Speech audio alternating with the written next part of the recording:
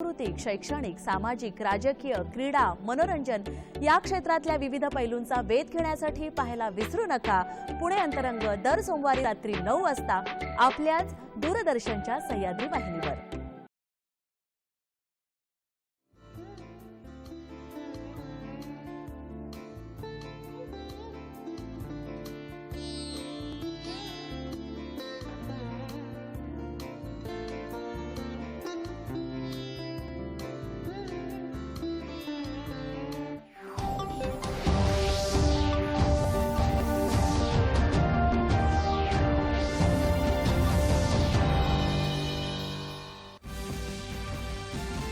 पंतप्रधान नरेंद्र मोदी येत्या शुक्रवारपासून 5 देशांच्या दौऱ्यावर होणार रवाना। युरोपीय देशांच्या दौऱ्यामुळे व्यापार आणि गुंतवणूक संबंध अधिक वृद्धिंगत होणार।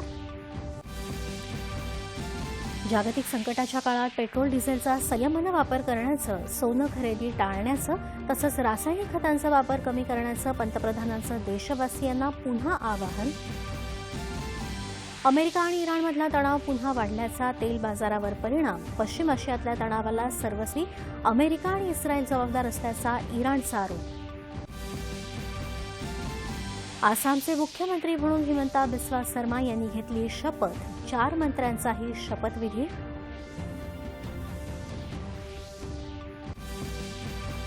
वैद्यकीय प्रवेशासाठीची 3 मे रोजी घेण्यात आलेली नीट यूजी परीक्षा पेपर फुटीमुळे रद्द। सीबीआय चौकशीचे केंद्र सरकारचे आदेश। नव्या तारखा लवकरच होणार जाहीर। राज्यातल्या 5,459 पोलिसांना घरासाठी 1,768 कोटी रुपयांना मंजुरी देण्यात आल्याची मुख्यमंत्री देवेंद्र फडणवीस यांची माहिती। चित्रपटसृष्टीत प्रतिष्ठेचा मानला जाणारा कान चित्रपट महोत्सव आजपासून होणार सुरू। आणि आयसीसी एकदिवसीय क्रिकेट क्रमवारीत भारत अग्रस्थानी कायम, न्यूझीलंड दुसऱ्या स्थानावर।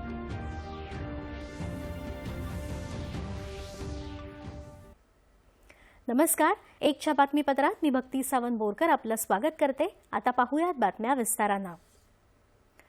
पंतप्रधान नरेंद्र मोदी येत्या शुक्रवारपासून 6 दिवसांच्या संयुक्त अरब अमिराती, नेदरलँड, स्वीडन, नॉर्वे आणि इटलीच्या दौऱ्यासाठी रवाना होणार आहेत। भारत आणि युरोपीय महासंघ यांच्या दरम्यान नुकत्याच झालेल्या मुक्त व्यापार कराराच्या पार्श्वभूमीवर युरोपीय देशांची, विशेष करून व्यापार आणि गुंतवणूक या क्षेत्रात भारताची भागीदारी अधिक दृढ करण्याचा या दौऱ्याचा उद्देश आहे। दौऱ्याच्या पहिल्या टप्प्यात संयुक्त अरब अमिरातीमध्ये पंतप्रधान राष्ट्राध्यक्ष शेख मोहम्मद बिन झायेद अल नाह्यान यांच्याशी चर्चा करणार आहेत। द्विपक्षीय मुद्द्यांबरोबरच प्रामुख्यानं ऊर्जा सहकार्य आणि परस्पर हिताच्या प्रादेशिक आणि आंतरराष्ट्रीय मुद्द्यांवर उभय नेत्यांमध्ये चर्चा होणार आहे। द्विपक्षीय भागीदारी वाढवण्याच्या दृष्टीनेही विचारविनिमय होणार आहे।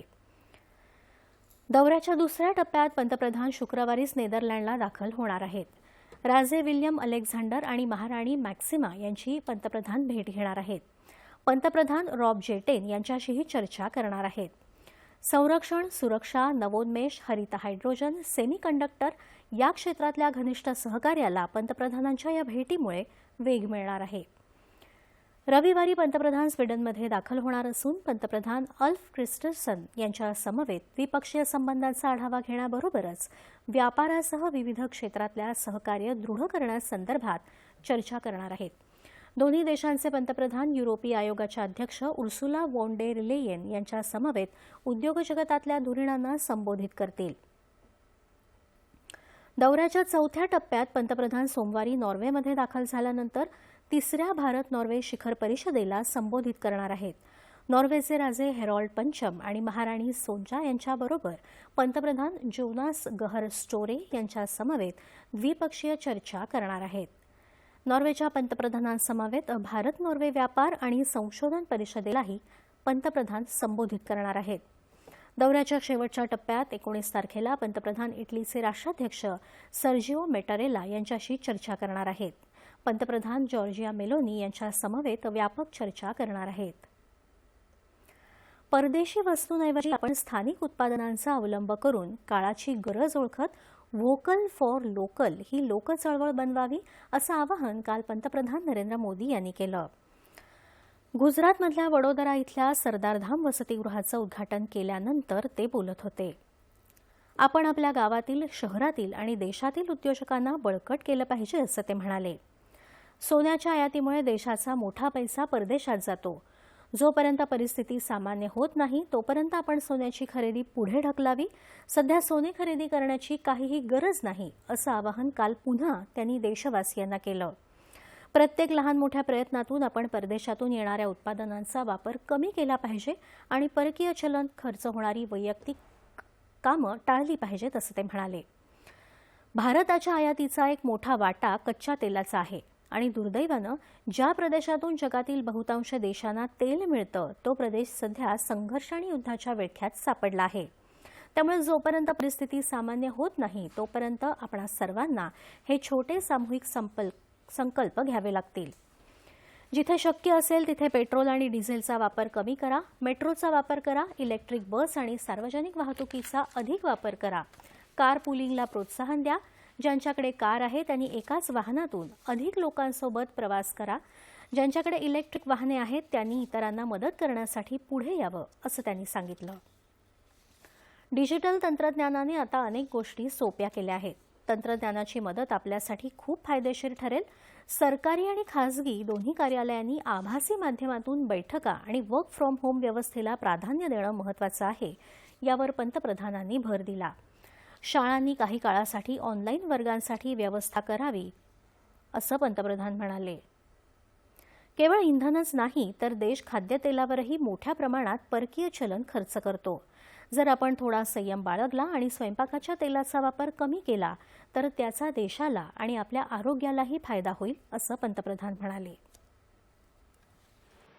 कि भारत कितने ही उत्पादों को मंगाने के लिए लाखों करोड़ रुपए की विदेशी मुद्रा खर्च करता है. मैं कुछ स्कूलों से भी आग्रह करूंगा कि कुछ समय के लिए ऑनलाइन क्लासेज की व्यवस्था पर काम करें. साथियों, सिर्फ ईंधन ही नहीं, खाने के तेल पर भी देश की बड़ी विदेशी मुद्रा खर्च होती है. अगर हम थोड़ा संयम बरतें, तेल की खपत कम करें, खाने के तेल की, तो इससे देश और हमारी सेहत दोनों को लाभ होगा. कृषी क्षेत्रात देशी खतांना प्रोत्साहन देऊन नैसर्गिक शेतीला उत्तेजन आणि डिझेल पंपांऐवजी सौर पंपांचा वापर वाढला पाहिजे. रासायनिक खतांनी आपल्या धरणीमातेचा नाश करू नये असं आवाहन देखील त्यांनी केलं. पश्चिम आशियातील संघर्ष हा दशकातील सर्वात मोठ्या संकटांपैकी एक आहे. मागील दशकांमध्ये जेव्हा जेव्हा देशाला युद्ध किंवा इतर कोणत्याही मोठ्या संकटाचा सामना करावा लागला तेव्हा प्रत्येक नागरिकानं सरकारच्या आवाहनाला प्रतिसाद देत अशाच प्रकारे आपली जबाबदारी पार पाडली आहे असं ते म्हणाले. ज्याप्रमाणे आपण सर्वांनी मिळून कोविडच्या आव्हानावर मात केली त्याचप्रमाणे आपण या संकटावरही निसंशयपणे मात करू असा विश्वास पंतप्रधानांनी व्यक्त केला. आसामचे मुख्यमंत्री म्हणून भाजपाचे हिमंता बिस्वा शर्मा यांनी आज शपथ घेतली. त्यांच्या समवेत अतुल बोरा, चरण बोरो, अजंता नोओक आणि रामेश्वर तेली यांनी मंत्रिपदाची शपथ घेतली. हिमंता शर्मा सलग दुसऱ्यांदा आसामचे मुख्यमंत्री म्हणून राज्याचं नेतृत्व करत आहेत. पंतप्रधान नरेंद्र मोदी, केंद्रीय गृहमंत्री अमित शहा, राजनाथ सिंह या केंद्रीय मंत्र्यांसह भाजपाचे राष्ट्रीय अध्यक्ष नितीन नवीन तसंच रालोआ शासित राज्यांचे मुख्यमंत्री आणि उपमुख्यमंत्री शपथविधी समारंभाला उपस्थित होते. 124 सदस्यीय विधानसभेत भाजपानं 82 जागांवर तर आसाम गण परिषद आणि बोडोलँड पीपल्स फ्रंट या सहयोगी पक्षांनी प्रत्येकी 10 जागांवर विजय मिळवला आहे.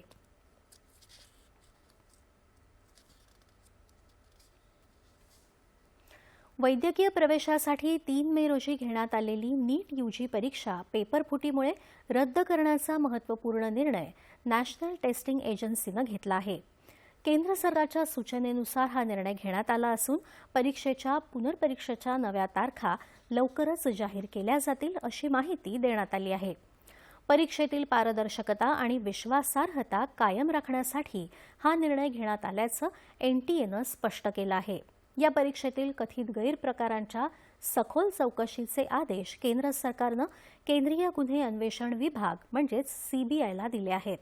पुन्हा होणाऱ्या परीक्षेसाठी विद्यार्थ्यांना नव्यानं नोंदणी करण्याची किंवा अतिरिक्त शुल्क भरण्याची आवश्यकता नाही.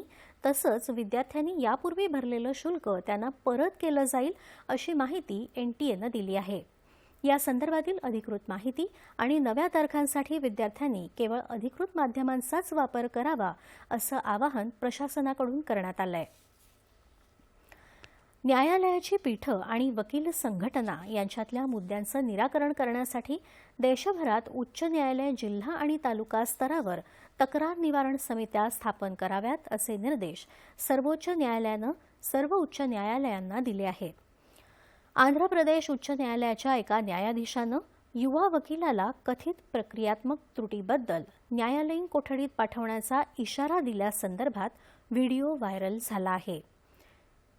त्या संदर्भातल्या 2 याचिकांच्या सुनावणी दरम्यान न्यायालयानं या संदर्भातला आदेश दिला आहे. बार काउन्सिल ऑफ इंडिया आणि सुप्रीम कोर्ट बार असोसिएशनकडून औपचारिक माहिती मिळण्यापूर्वीच सरन्यायाधीशांनी आंध्र प्रदेश उच्च न्यायालयाच्या मुख्य न्यायाधीशांकडून अहवाल मागितला आहे. व्हिडिओ समाजमाध्यमांवर व्हायरल होण्यापूर्वीच संबंधित मुद्द्यांचं निराकरण झाल्याचं या अहवालात म्हटलं आहे. सर्व स्तरावरच्या न्यायाधीशांनी संयम आणि विशेष करून युवा वकिलांप्रती प्रोत्साहनाचा दृष्टिकोन बाळगला पाहिजे यावर सर्वोच्च न्यायालयानं भर दिला आहे. वकिली पेशामध्ये नव्यानं दाखल होणाऱ्या वकिलांना मार्गदर्शन आणि सहाय्य मिळायला हवं असंही न्यायालयानं म्हटलं आहे. अमेरिका आणि इराणमधील तणाव पुन्हा वाढल्यामुळे जागतिक तेल बाजारावर त्याचे गडद सावट निर्माण झालं आहे. अमेरिका इराण संघर्षविराम अत्यंत नाजूक अवस्थेत असून कायमस्वरूपी शांततेबाबत शंका निर्माण झाली असल्याचं अमेरिकेचे राष्ट्राध्यक्ष डोनाल्ड ट्रम्प यांनी म्हटलं आहे. इराणनं अमेरिकेला शांतता प्रस्ताव पाठवत सर्व आघाड्यांवरील संघर्ष थांबवण्याची मागणी केली आहे. तसंच अमेरिकेनं लादलेले निर्बंध हटवावेत, गोठवलेली इराणी मालमत्ता परत द्यावी, अमेरिकेची नौदल नाकेबंदी थांबवावी आणि होर्मुझ सामुद्रधुनीवरील इराणचे नियंत्रण मान्य करावं अशी मागणी करण्यात आली आहे. या प्रस्तावात सुरुवातीला सामंजस्य करार आणि त्यानंतर 30 दिवसांची चर्चा असा टप्प्याटप्प्यानं मार्ग सुचवण्यात आला होता. मात्र राष्ट्राध्यक्ष ट्रम्प यांनी इराणच्या अटी पूर्णपणे अस्वीकार्य असल्याचं सांगत प्रस्ताव फेटाळला. त्यानंतर कच्च्या तेलाच्या किमतीत 4% अधिक वाढ झाली आणि तेलाचे दर प्रति बॅरल $105 वर गेले. सौदी अरेमकोच्या अधिकाऱ्यांनी या संघर्षामुळे इतिहासातला सर्वात मोठा ऊर्जा धक्का बसल्याचं म्हटलं आहे. होर्मुझ सामुद्रधुनीवरील नाकेबंदी तातडीनं हटवली तरी जागतिक तेल बाजार पूर्णपणे स्थिर होण्यासाठी 2027 पर्यंत वेळ लागू शकतो असा इशाराही त्यांनी दिला. दरम्यान पश्चिम आशियातील तणावाला सर्वस्वी अमेरिका आणि इस्रायल जबाबदार असल्याचं इराणच्या परराष्ट्र मंत्रालयाचे प्रवक्ते इस्माईल बकाई यांनी म्हटलं आहे. आंतरराष्ट्रीय समुदायानं अमेरिका आणि इस्रायलला त्यांच्या कृतींसाठी जबाबदार धरलं पाहिजे असंही त्यांनी एका प्रसारमाध्यमाला दिलेल्या मुलाखतीत म्हटलं आहे. भारत आणि इतर देशांप्रमाणेच इराणलाही या परिस्थितीचा त्रास होत असून होर्मुझ सामुद्रधुनीत शांतता आणि सुरक्षितता हवी असल्याचंही बकाई यांनी म्हटलं आहे. पश्चिम आशियात सुरू असलेल्या तणावाचा परिणाम देशातल्या शेअर बाजारावरही दिसून आला. वाढत्या तणावामुळे गुंतवणूकदारांमध्ये चिंता निर्माण झाली असून बाजाराची सुरुवात मोठ्या घसरणीसह झाली. मुंबई शेअर बाजाराचा सेन्सेक्स आज सकाळी 324 अंकांनी घसरत 75,688 वर उघडला. त्यानंतर विक्रीचा दबाव वाढल्यानं सेन्सेक्समध्ये आणखी घसरण झाली आणि तो 1,019 अंकांनी घसरून 74,987 वर पोहोचला. तर राष्ट्रीय शेअर बाजाराचा निफ्टी 93 अंकांच्या घसरणीसह 23,722 वर उघडला. पुढे त्यातही 295 अंकांची घसरण होत निफ्टी 23,528 वर खाली आला. विशेषतः बँकिंग, आयटी आणि वाहन क्षेत्रातील शेअर्समध्ये आज मोठी घसरण पाहायला मिळाली. भारताची अर्थव्यवस्था 2026-27 या आर्थिक वर्षात सुमारे 6.6% वाढण्याचा अंदाज स्टेट बँक ऑफ इंडियाच्या संशोधन अहवालात व्यक्त करण्यात आला आहे. 2025-26 या वर्षात देशाचा जीडीपी दर 7.5% राहण्याची शक्यताही त्यात वर्तवण्यात आली आहे. जागतिक पातळीवर तणाव आणि संघर्ष सुरू असतानाही भारताची अर्थव्यवस्था मजबूत असल्याचं निरीक्षण त्यात नोंदवण्यात आलंय. 2026-27च्या पहिल्या सहामाहीत कर्ज वाटपात चांगली वाढ होण्याची शक्यता आहे. तसंच देशांतर्गत खरेदी आणि ग्राहकांकडून होणारा खर्च यामुळे अर्थव्यवस्थेला उभारी मिळेल असंही अहवालात नमूद करण्यात आलं. रुपयाची घसरण आणि कच्च्या तेलाच्या वाढत्या किमती लक्षात घेता देशाच्या परकीय चलन व्यवहारांसाठी विशेष उपाययोजना करण्याची गरज असल्याचं अहवालात म्हटलं आहे. तसंच कृत्रिम बुद्धिमत्ता म्हणजेच एआयमुळे विकसित देशांच्या अर्थव्यवस्थेला फायदा झाला असून भारतानंही एआयच्या मदतीनं उत्पादन क्षमता आणि जागतिक स्पर्धात्मकता वाढवण्यावर भर द्यावा असं अहवालात नमूद करण्यात आलंय. परराष्ट्र व्यवहार मंत्री डॉक्टर एस जयशंकर यांच्या हस्ते न्यूयॉर्कमधील संयुक्त राष्ट्रांच्या मुख्यालयात गणितातील भारताच्या योगदानावर आधारित विशेष प्रदर्शनाचं आज उद्घाटन करण्यात आलं. विज्ञान आणि गणिताच्या इतिहासाकडे पाहण्याचा एकांगी दृष्टिकोन बदलून भारताच्या महत्त्वपूर्ण योगदानाला मान्यता देण्याची गरज आहे असं डॉक्टर जयशंकर यांनी यावेळी म्हटलं. तिसऱ्या शतकात भारतात विकसित झालेली बायनरी म्हणजेच द्विमान पद्धत ही सध्याच्या डिजिटल युगाचा आणि कृत्रिम बुद्धिमत्तेचा पाया असल्याचं त्यांनी सांगितलं. तसंच इंडिया इंटरनॅशनल सेंटरच्या संहिता कार्यक्रमाअंतर्गत ग्लोबल डिफ्युजन ऑफ मॅथमॅटिक्स या संवादात्मक प्रदर्शनाची निर्मिती करण्यात आली आहे. यात बायनरी पद्धतीपासून ते बीजगणित आणि कॅल्क्युलसपर्यंतचं भारताचं प्राचीन गणितीय कौशल्य मांडण्यात आलंय अशी माहिती जयशंकर यांनी दिली. ओमानमध्ये भारताचे राजदूत म्हणून परराष्ट्र व्यवहार मंत्रालयाचे अप्पर सचिव प्रशांत पिसे यांची नियुक्ती करण्यात आली आहे. परराष्ट्र व्यवहार सेवेतले अधिकारी असलेले पिसे 1995च्या तुकडीचे अधिकारी आहेत. गोदावर्थी व्यंकट श्रीनिवास यांची जागा पिसे घेणार आहेत. पिसे सध्या परराष्ट्र व्यवहार मंत्रालयात प्रवासी धोरण आणि कल्याण विभागात अप्पर सचिव म्हणून काम पाहत आहेत. सीमेपलीकडून कोणतीही आगळीक झाल्यास त्याला चोख प्रत्युत्तर देण्यासाठी देश सज्ज असल्याचं नियोजित नौदल प्रमुख व्हाईस ॲडमिरल कृष्णा स्वामीनाथन यांनी म्हटलं आहे. भारत अनेक वर्षांपासून दहशतवाद झेलत आला असून दहशतवादी कारवाया आता सहन केल्या जाणार नाहीत असा इशाराही त्यांनी दिला. पाकिस्तान विरोधातल्या आगळीकीचे गंभीर परिणाम होतील या पाकिस्तानचे फील्ड मार्शल आसिम मुनीर यांच्या वक्तव्यावर स्वामीनाथन प्रतिक्रिया देत होते.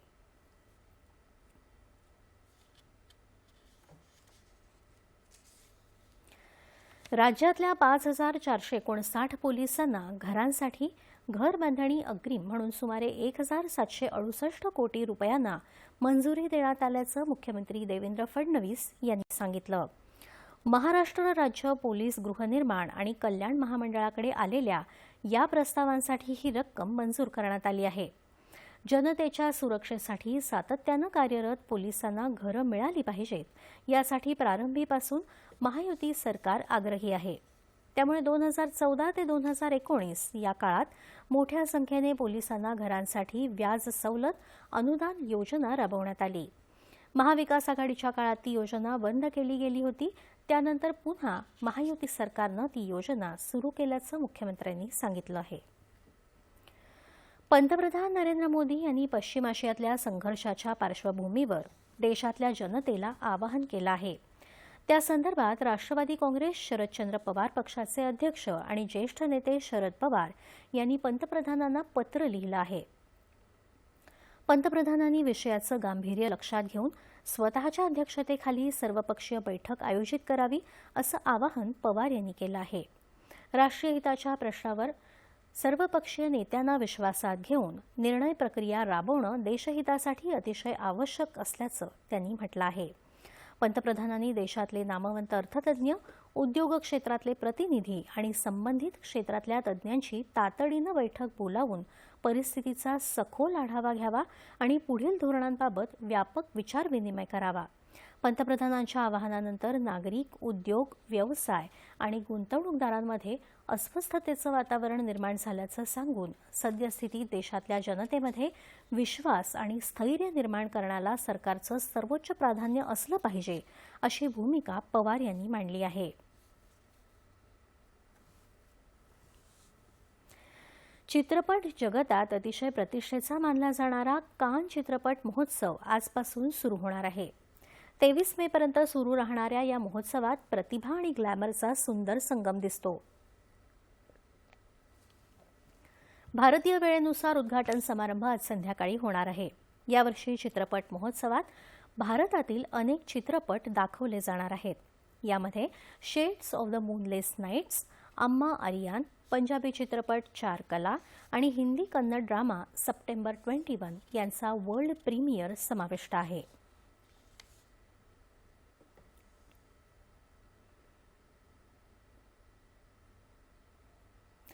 पंतप्रधान नरेंद्र मोदी यांच्या आवाहनाला प्रतिसाद देत सांस्कृतिक कार्यमंत्री आशिष शेलार यांनी यंदाच्या फ्रान्स इथल्या कान चित्रपट महोत्सवाला न जाण्याचा निर्णय जाहीर केला आहे. देशहिताला सर्वोच्च स्थानी राखत कठीण काळात विभागीय खर्चांमध्ये संयम ठेवण्याचा निर्णय घेण्यात आला आहे. अधिकाधिक बैठका दूरदृश्य प्रणालीच्या माध्यमातून घेण्यात येणार असून संसाधनांचा मर्यादित वापर करण्यावर भर दिला जाणार असल्याचं शेलार यांनी सांगितलं.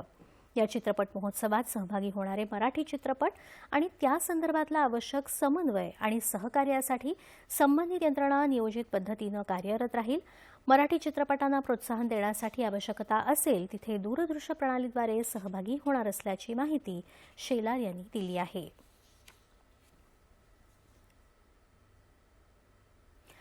नाशिकमधील TCS कंपनीमधील कथित महिला अत्याचार आणि धर्मांतर प्रकरणातील राष्ट्रीय महिला आयोगाच्या सत्यशोधन समितीचा अहवाल मुख्यमंत्री देवेंद्र फडणवीस यांना सादर करण्यात आला. समितीच्या या 50हून अधिक पानाच्या एका सविस्तर अहवालात विविध निरीक्षणे आणि 25हून अधिक शिफारसींचा समावेश आहे.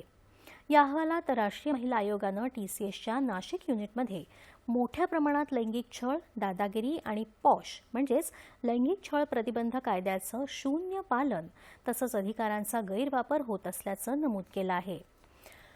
कंपनीच्या नाशिक आणि पुणे या दोन्ही ठिकाणांसाठी एकच अंतर्गत समिती असणं हे कायद्याच्या विरोधात असल्याचं अहवालात स्पष्ट करण्यात आलं. आरोपी व्यक्तींनी या कंपनीतील कामकाजावर प्रभावी नियंत्रण मिळवलं होतं. हे आरोपी तरुण आणि असुरक्षित मुलींना लक्ष्य करत असत आणि त्यांची लैंगिक, भावनिक आणि मानसिक छळवणूक करत असत.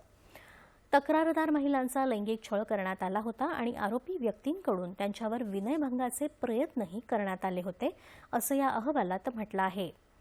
धार्मिक कारणांवरून कामाच्या ठिकाणी तक्रारदार आणि इतर कर्मचाऱ्यांचा अपमान केला जात असल्याचं दिसून आलं आहे, असं या अहवालात म्हटलं आहे. आरोपी हे हिंदू पौराणिक कथा, श्रद्धा, परंपरा आणि चालीरीतींची अवहेलना करून महिला कर्मचाऱ्यांना धाक तपस्या करत असत. तसंच इस्लाम हा हिंदू धर्मापेक्षा कितीतरी श्रेष्ठ धर्म आहे असं मुलींच्या मनावर बिंबवण्याचा प्रयत्न करत असत. आरोपींनी हिंदू धर्मावरील श्रद्धेला कमी लेखण्यात आणि तिची अवहेलना करत महिला कर्मचाऱ्यांना उद्देशून वारंवार धर्मविरोधी टिप्पणी करून एक दडपण असलेलं वातावरण निर्माण केलं होतं. अनेक महिला कर्मचाऱ्यांना तक्रार दाखल करायची होती, मात्र तसं करण्यास त्या घाबरत होत्या. त्यांच्यावर मोठा सामाजिक दबाव होता. सर्वात महत्त्वाचं म्हणजे कोणतीही औपचारिक तक्रार निवारण यंत्रणा किंवा विश्वासार्ह वातावरण तिथे अस्तित्वात नव्हतं, असे अनेक मुद्दे या अहवालात नमूद करण्यात आले.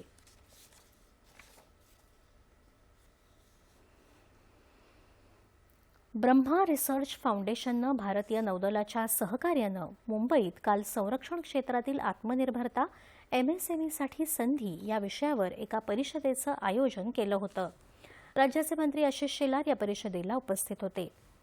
भारताच्या वेगानं विकसित होत असलेल्या स्वदेशी संरक्षण क्षेत्रावर विचारविनिमय करण्यासाठी या परिषदेत देशातील काही अत्यंत प्रतिष्ठित लष्करी अधिकारी, धोरणकर्ते, संरक्षण रणनीतिकार, जागतिक OEM आणि उद्योग क्षेत्रातील दिग्गज एकत्र आले होते. ऑपरेशन सिंधूरच्या वर्षपूर्तीनिमित्त आयोजित या परिषदेत ब्रह्मोस, आकाश तीर आणि भारतीय बनावटीच्या Su-30 MKI सारख्या स्वदेशी प्रणालींनी भारताचा सामरिक आत्मविश्वास आणि सज्जता कशी लक्षणीयरित्या मजबूत केली यावर चिंतन करण्यात आलं.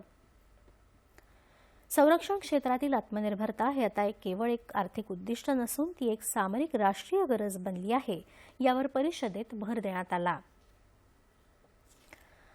सिंधुदुर्ग जिल्ह्यात वादळी वाऱ्यामुळे झालेल्या मोठ्या नुकसानाच्या पार्श्वभूमीवर काल मत्स्योद्योग, बंदरे विकास मंत्री तथा जिल्ह्याचे पालकमंत्री नितेश राणे यांनी आढावा बैठक घेतली.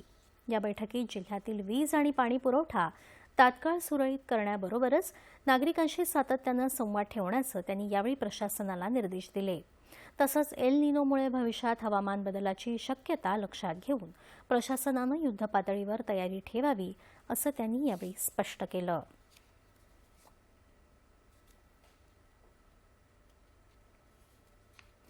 आणि आता राज्याच्या विविध जिल्ह्यातल्या ठळक घडामोडींकडे एक नजर. जिल्हा झटपट.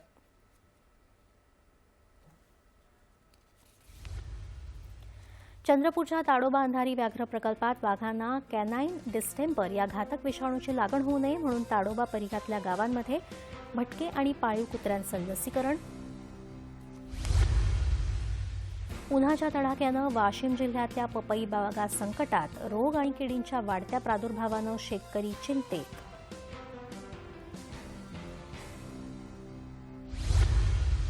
बीड इथं परळीत पुरातन सरस्वती नदीपात्रात सिमेंट काँक्रीटच्या निर्णयाला नागरिकांचा विरोध. पंकजा मुंडे यांच्याकडून दाखल.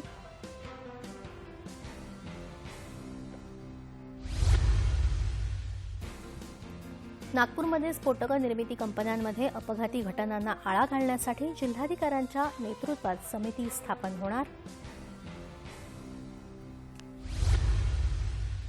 चंद्रपुरातल्या नागभीड तालुक्यातल्या मिंथूरच्या रोशनकुळे किडनी विक्री प्रकल्पाची शासनाकडून दखल. मुख्यमंत्री सहाय्यता निधीतून 5 लाखांच्या मदतीचे निर्देश. जालन्यात बटणगोळ्यांच्या तस्करीचा पर्दाफाश. मुख्य सूत्रधार पोलिसांच्या ताब्यात. 25,000चा मुद्देमाल जप्त. 3 गुन्हा दाखल. आणि रायगडच्या महाड तालुक्यात मंत्री भरत गोगावले यांच्या पुढाकारानं 50 कोटींचा निधी उपलब्ध. सावित्री नदी गाळ काढण्याच्या प्रकल्पाला वेग.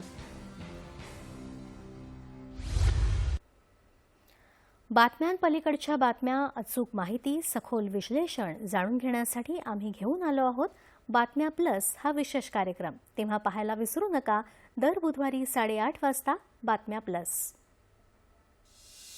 जगभरात, देशभरात दररोज असंख्य घटना घडत असतात, पण बातम्यांच्या या भडीमारा खरंच लक्षात काय राहतं? फक्त काय घडलं इतकंच नाही, तर त्यामागचं वास्तव, त्याचा परिणाम आणि त्याचा नेमका अर्थ समजून घेणंही इतकंच महत्त्वाचं.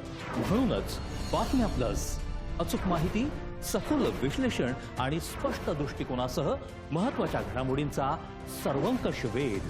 फक्त बातम्या नाही, तर त्यामागचा अन्वयार्थ उलगडण्याचा प्रयत्न. बातम्या प्लस दर बुधवारी रात्री 8:30 वाजता फक्त आपल्या सह्याद्री वाहिनीवर.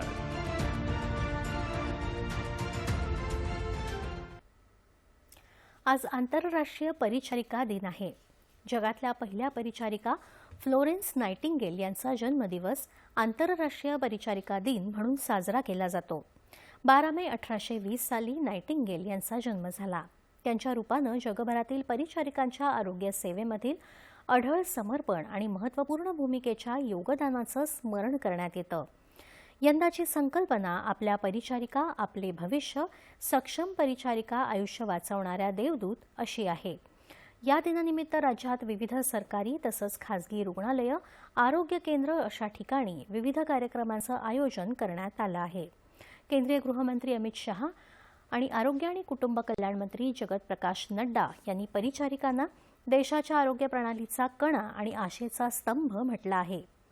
परिचारिकांची निस्वार्थ सेवा आणि समर्पण वृत्ती आरोग्य संपन्न भारताचा पाया असल्याचं सांगून परिचारिका रुग्णांसाठी आशेचा स्तंभ असल्याचं अमित शहा यांनी समाजमाध्यमाच्या पोस्टवर म्हटलं आहे.